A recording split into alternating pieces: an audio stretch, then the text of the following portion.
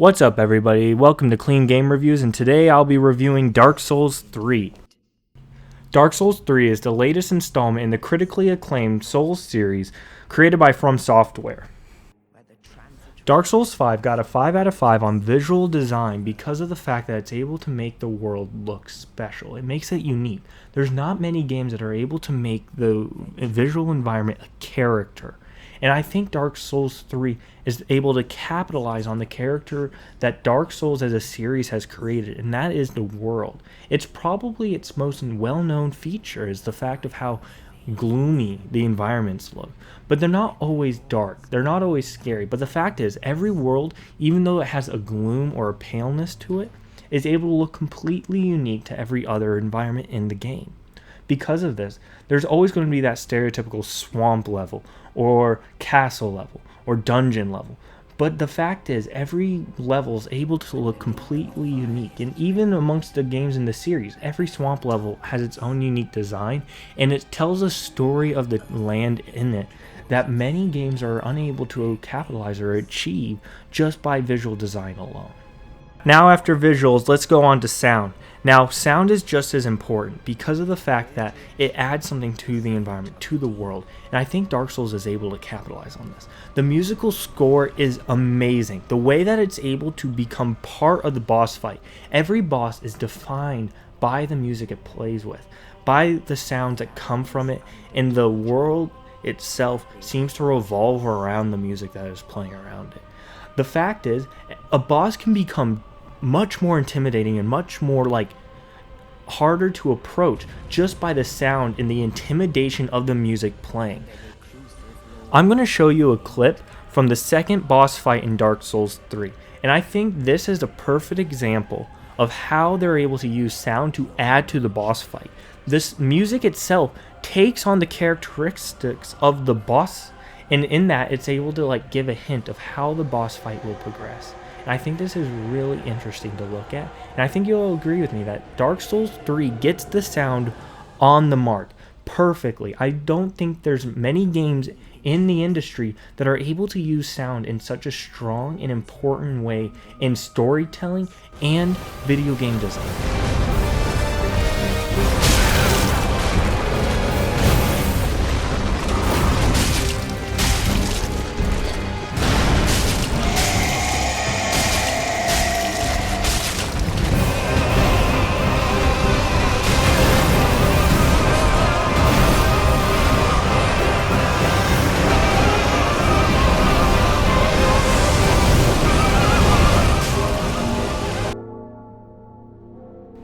As you could see, Dark Souls 3 was able to make the second boss far more intimidating, and also it shows part of the boss's personality. The fact that the music starts to intensify and become a much faster beat and tone as the boss itself becomes much more aggressive, much faster, and pursues the player a lot more, shows how this sound and the boss become one, and that the fact that one tells the story of the other.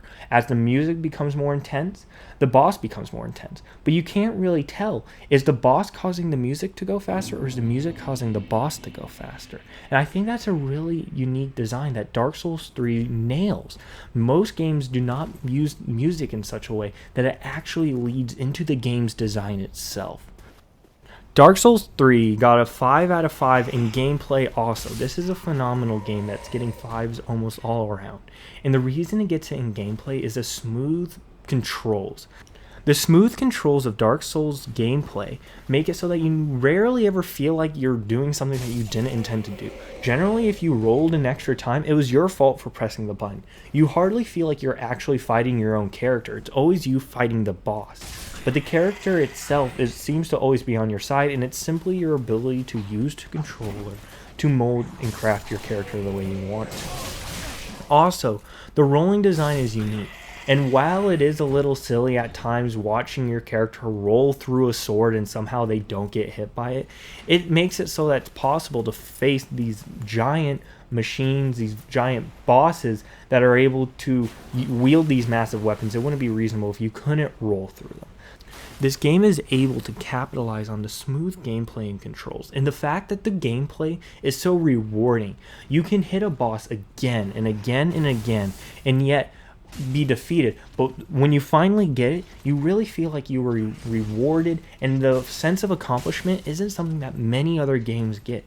You feel like this game is difficult but always fair to you. It never feels like you're getting cheated out of your life. Like the fact that like most hits that you take are your fault. They rarely feel like they were done just because they were trying to trick you. It's always feels like the bosses are playing by a different set of rules than the character himself, but always stick to those rules that they were given. Unlike in other games that claim to be difficult but are unfair to the player, I think this game is actually able to be fair to its player with the rules that it gives itself.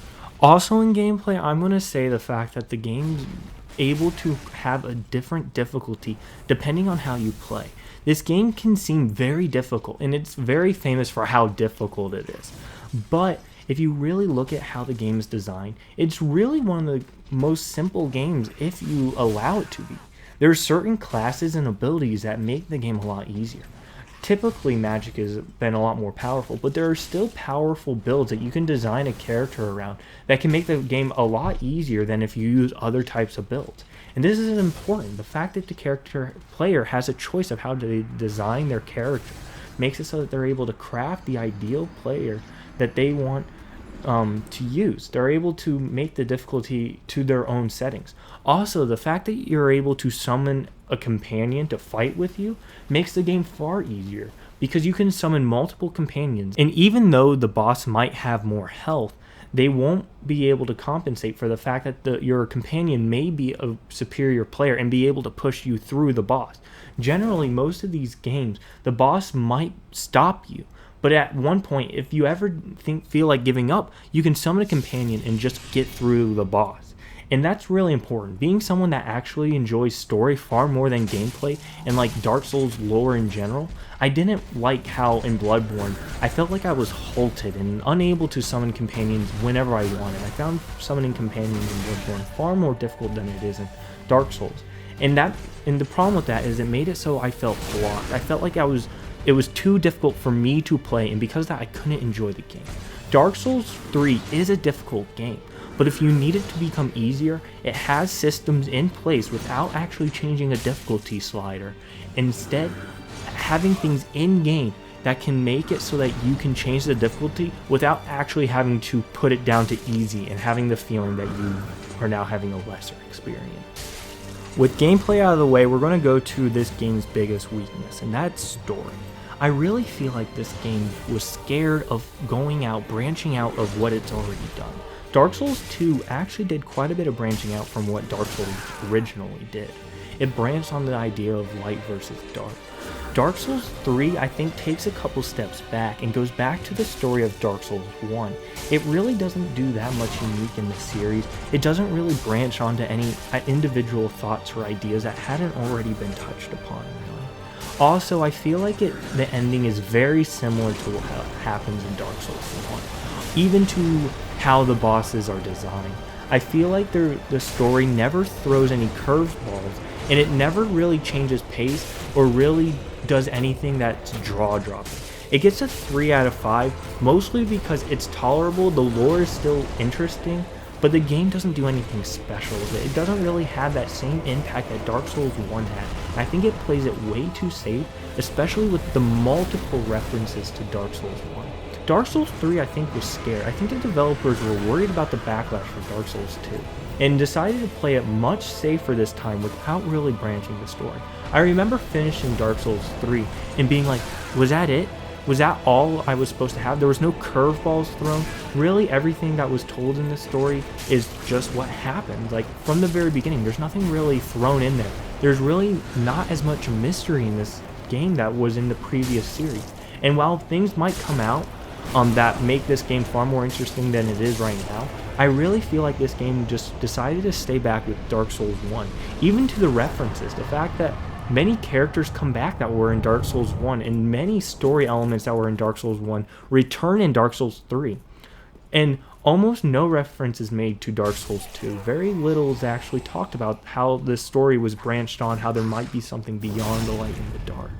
And instead, Dark Souls 3 kind of goes back to this idea that there is only light or dark, and those are really the only two choices you can make.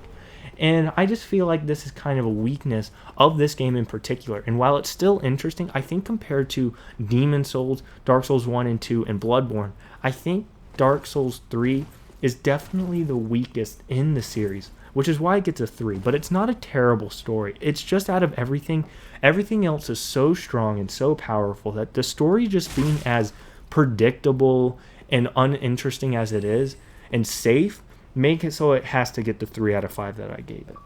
With the problems out of the way there, let's go on to replayability. And I think this game has a ton of replayability.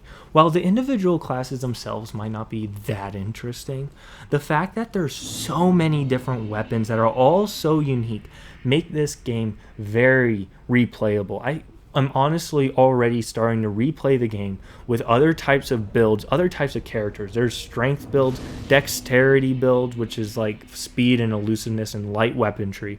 Then there's different types of magic such as pyromancy, miracles, and all of these are able to add to the experience. And like every way you play, you can play the entire game with one type of build and have a massive diversity of weapons to play between.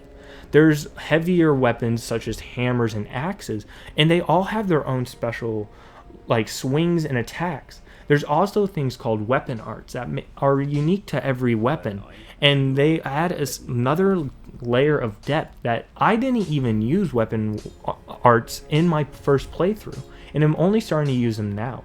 And I'm finding that it's a fun experience and a different experience than what I already had. And with Dark Souls already being about a 24-hour experience, for me at least, I think there's a lot of replayability in this game. I think that you can approach a boss a different way with every different type of weapon that you have.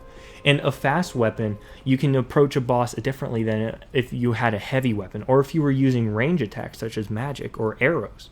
And because of this, it makes it so that you can replay this game and find different things. Also, if you don't use a guide, you might be able to find things that you didn't find your first playthrough. I know I personally figured out with my second playthrough that I missed complete elements of the game where there's whole new areas and bosses to fight. And I think this is really special to the Dark Souls series, is the amount of replayability, the amount of times that you could probably play this game, and while facing the same boss, you can face it in so many different ways that it makes it enjoyable every time. I've never felt bored or had a lack of things to do while playing Dark Souls 3.